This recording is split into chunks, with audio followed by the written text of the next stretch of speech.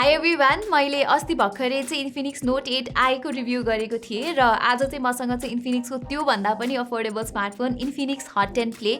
यो फोनको 4GB RAM र 64GB वाला स्टोरेज भेरिएन्टको चाहिँ नेपाली मार्केटमा 16,000 रुपियाँ पर्छ र यो फोन चाहिँ तपाईँले दराजबाट किन्न सक्नुहुन्छ। एनिवेज, अब धेरै समय व्यतीत नगरी आउनुहोस् यो फोनलाई अनबक्स गरौँ। ओके, सो बक्स चाहिँ यस प्रकारको रहेको छ। यसलाई खोल्दाखेरि चाहिँ हामीसँग सुरुमा चाहिँ इन्फिनिक्स हट 10 प्ले फोन नै छ।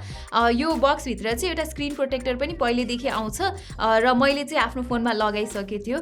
एनिवेज, अब चाहिँ फोनलाई साइडमा राखौँ। यहाँ अर्को चाहिँ एउटा हार्ड केस पनि पाइन्छ र त्यसको साथसाथै यहाँ पेपर वर्क पनि छ। यसलाई पनि साइडमा राख्दाखेरि चाहिँ तल हामीसँग 10 वाटको चार्जर छ। सो यो फोनमा फास्ट चार्जिङ सपोर्ट चाहिँ छैन र त्यसको साथसाथै यहाँ चार्जिङ चाहिँ माइक्रो युएसबी पोर्टबाट हुन्छ। ओके, सो यो प्राइसमा आउने अरू फोनहरू जस्तै इन्फिनिक्स हट 10 प्लेको बडी पनि प्लास्टिकले बनेको हो, तर यसरी यसलाई थिच्दाखेरि चाहिँ चरक चुरुक आवाज चाहिँ आउँदैन। सो यसको बिल्ड चाहिँ स्टडी नै छ भन्नुपर्छ। मसँग भएको यो अब्सिडियन ब्ल्याक कलर भेरिएन्टको ब्याक प्यानल भने रिफ्लेक्टिभ र ग्लिटरी छ। यो ब्याक प्यानलमा चाहिँ स्मचेसहरू अट्र्याक्ट भए पनि यसको प्याटर्नले गर्दाखेरि त्यस्तो अप्यारेन्ट पनि हुँदैन।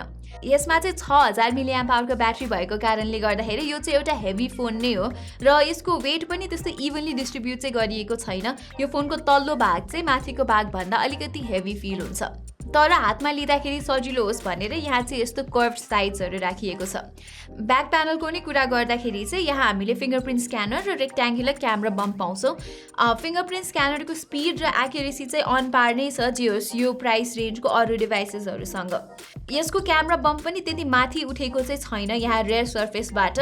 सो फ्ल्याट सर्फेसमा राख्दाखेरि पनि त्यस्तो वोबल हुने समस्या चाहिँ हुँदैन।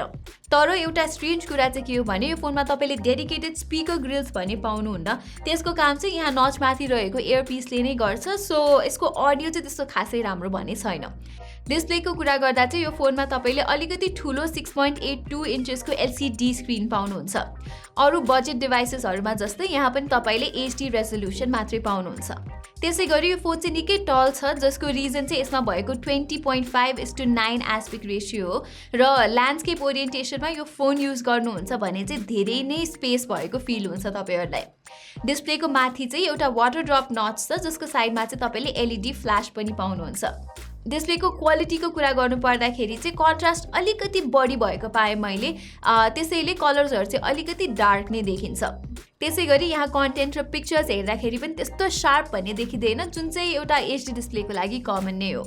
Okay, moving on, Infinix Hot 10 प्लेमा चाहिँ तपाईँले मिडियाटेकको Helio G35 चिपसेट पाउनुहुन्छ र यो फोन चाहिँ नेपालमा 4GB ऱ्याम र 64GB स्टोरेज भेरिएन्टमा मात्रै अभाइलेबल छ र यो कन्फिगुरेसन चाहिँ जे होस् नर्मल डे टु डे टास्कको लागि चाहिँ सफिसियन्ट नै हुन्छ।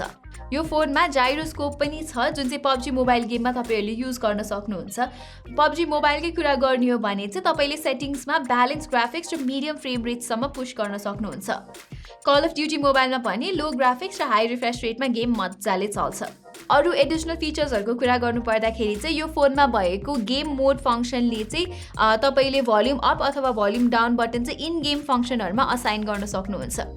त्यसै गरी यो मोड चाहिँ पबजी र फ्री फायर जस्तो गेम्सहरूमा एक्स्ट्रा अप्टिमाइजेसनको साथ आउँछ।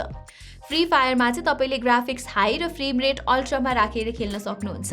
त्यसै गरी पबजीको लागि चाहिँ यहाँ छुट्टै पबजी मोड पनि रहेको छ जसमा चाहिँ तपाईँले ग्राफिक्स क्वालिटी र स्मुथनेस अनुसार क्वालिटी सेट गर्न सक्नुहुन्छ। गेम खेल्दाखेरि हिटिङको कुरा गर्नु पर्दाखेरि चाहिँ अलि धेरै ड्युरेसनसम्म गेम खेल्दाखेरि चाहिँ यो फोन बिस्तारै हिट हुन थाल्छ। यहाँ क्यामेरा नजिकै चाहिँ त्यस्तो साह्रो हिट नभए पनि यहाँ तल्लो भागमा चाहिँ हिट भएको महसुस हुन्छ, तर फेरि त्यस्तो चलाउने नमिल्ने गरी हिट हुने चाहिँ होइन। युआईको कुरा गर्दा चाहिँ यो फोन एन्ड्रोइड 10 मा बेस भएको XOS 7.0 सहित आउँछ। अरू इन्फिनिक्स फोनहरू जस्तै यसमा पनि तपाईँले निकै ब्लोटवेयर र प्री इन्स्टल एप्सहरू भएको पाउनुहुन्छ। तर गुड थिङ इज कि तिनीहरूलाई चाहिँ तपाईँले अनइन्स्टल वा डिसेबल भने गर्न सक्नुहुन्छ। त्यसै गरी यो युआईको एउटा नराम्रो पक्ष भनेको चाहिँ यहाँ भएका प्री इन्स्टल एप्सहरूले चाहिँ तपाईँलाई नोटिफिकेसनको माध्यमबाट एड्स पनि दिने गर्दछन्। इभन यो एप ड्रयरको टपमा पनि गेम्सहरूको एड आउने गर्दछ।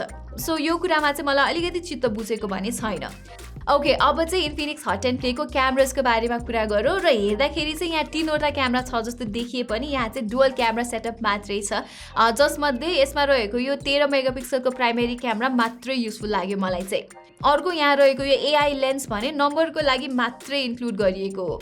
डे लाइटमा चाहिँ 13 मेगापिक्सलको क्यामेराबाट तपाईँले डिसेन्ट फोटोजहरू लिन सक्नुहुन्छ। एआई सिन अप्टिमाइजेसन चाहिँ अटोमेटिकली नै अन हुने भएकोले सर्टेन कलर्सहरू चाहिँ यसमा बुस्टेड देखिन्छन्। फर इन्स्टेन्स फ्रेममा ग्रिनरी छ भने चाहिँ अननेचुरली स्याचुरेटेड देखिन्छ ग्रिन्सहरू। त्यस्तै ह्युमन सब्जेक्ट्सको कुरा गर्दा चाहिँ फेसमा हल्का रेडिश टोन अब्जर्भ गर्न सकिन्छ।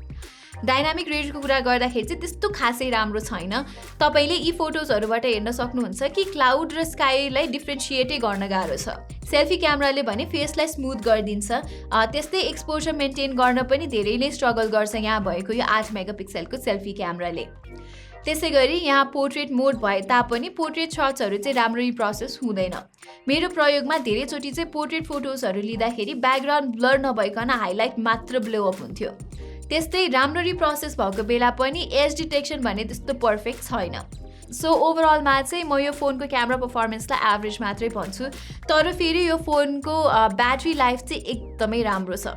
यसमा रहेको 6000 mAhको ब्याट्रीले हेभी युसेजमा पनि एक दिनको ब्याकअप त मजाले दिन्छ। नर्मल युसेजमा पनि यो फोनको ब्याट्री चाहिँ 1.5 दिन जस्तो मजाले टिक्छ। यसमा आउने 10 वाटको चार्जरले भने यो फोनलाई चार्ज गर्न 3 घण्टा जति लगाउँछ 0 देखि 100% सम्म। चार्जर कनेक्ट गर्दाखेरि चाहिँ अगाडिको फ्ल्यास लाइट अप हुन्छ जस्तै चाहिँ चार्जिङ भइरहेको जनाउँछ। सो यो चाहिँ मलाई राम्रो लागेको छ जे होस्। समग्रमा भन्नुपर्दाखेरि चाहिँ इन्फिनिक्स हट 10 प्ले एउटा राम्रै बजेट अप्सन हो यदि तपाईँ चाहिँ ठुलो डिस्प्ले, अलि लङ लास्टिङ ब्याट्री लाइफ र त्यसको साथसाथै राम्रो पर्फर्मेन्स भएको बजेट फोन खोज्दै हुनुहुन्छ भने।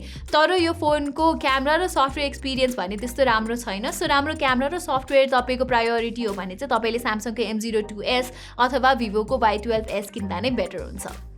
सो यही नै थियो हाम्रो इन्फिनिक्स हट 10 प्लेको अनबक्सिङ र रिभ्यू। न्यू इयरको उपलक्ष्यमा चाहिँ हाम्रो सबै सोसियल मिडिया साइट्स नेमली फेसबुक, इन्स्टाग्राम र ट्विटरमा चाहिँ हामी गिभ अवे कन्टेस्ट रन गरिरहेको छौँ। So make sure to follow us on all of our social media sites. आजको यस भिडियोको लागि चाहिँ यति नै। धन्यवाद।